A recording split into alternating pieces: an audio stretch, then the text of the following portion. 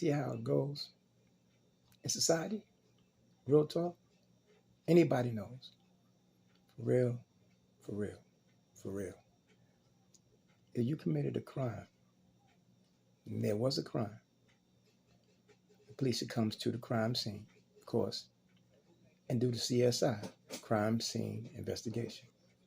Gather all the evidence they can gather up, assess damages to whoever was victimized, call it victimization.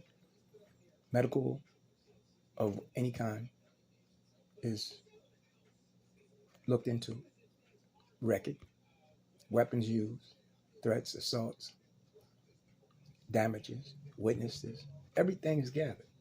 That is turned over to the district attorney's office. District attorney's office used that information to prosecute you, to prove that you did this crime. The culmination of all that they gathered at the crime scene and the victimization, should there be a victim in that crime, of a violent crime, a victim crime, there's going to be evidence, especially if you're sentenced 25 years or life sentence. It's got to be evidence of the crime. Then the news media, of course, don't cover it because that's how they get paid. They get their media attention. And they get their digits up by being on the spot, being heads up on what's current going on that's not right, that's criminal, that's threatening the community, fiber, community character, community goodness and goodwill, fellowship. It's destroying that. It's affecting that in a negative sense. And the media they want to be on and let people, the communities, be aware of this, what's going on. Now, if there was never a crime, no police would be called. And if the police is called, in fact, over 80% of 911 calls, and this is fact, you can Google it, actually police officer, go to precincts, over 80% of 911 calls result in no crime reported. Not that something might not, or something might have happened. At the point of investigation, crime scene investigation, at the point the police go there, they do an assessment. They take down what you tell them in terms of what was a crime, what wasn't a crime, whatever the case may be. And at the same time, they're assessing the essence of the validity of what you're telling them and what they observed. Or that's part of their notes, that's part of their proof of if there was a crime. That's what they do. Now, you have it where you don't have to be a college graduate.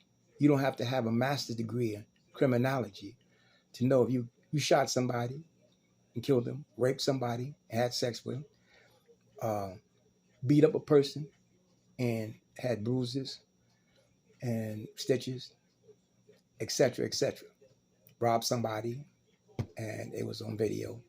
Money was taken and it was injury was involved as a result of the robbery. Now, all this is brought out to show a disparity, a compare, a difference between one and the other.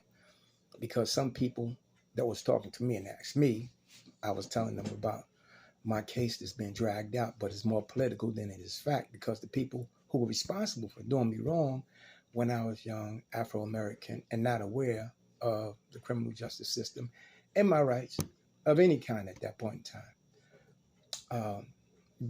That's how the judicial system, criminal justice system functions. You get these public defendants and they overworked, and they're not going to put that much in every count or in every case.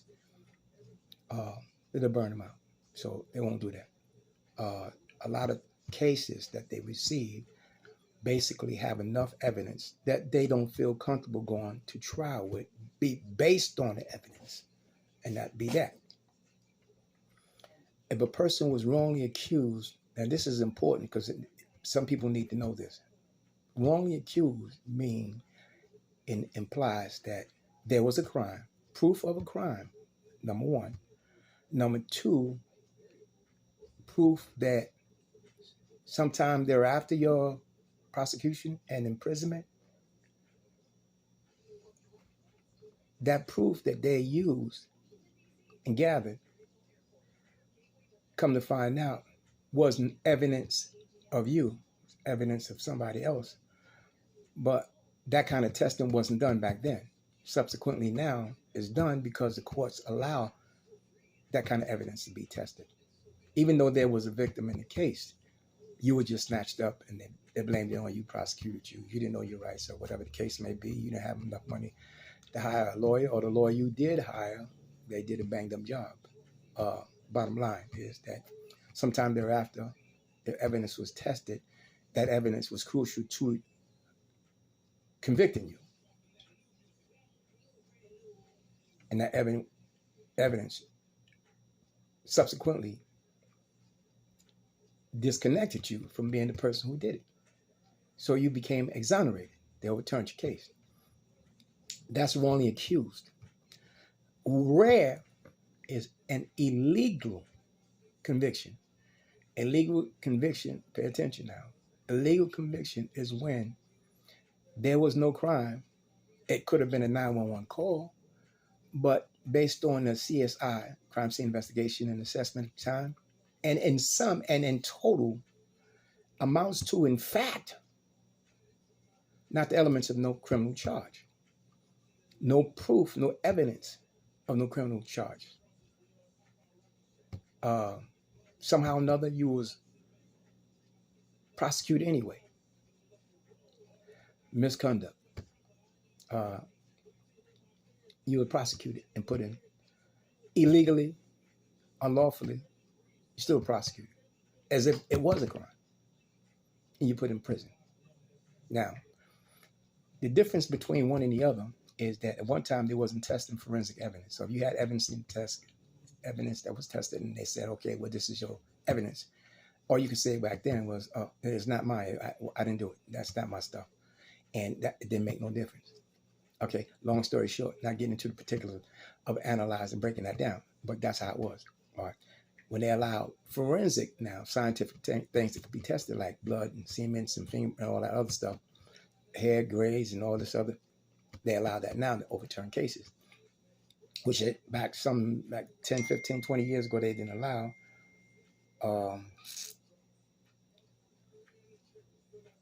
You would just prosecute, put in prison, because of which.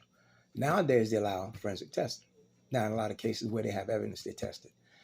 That's a surety that it was either you or not you, bottom line.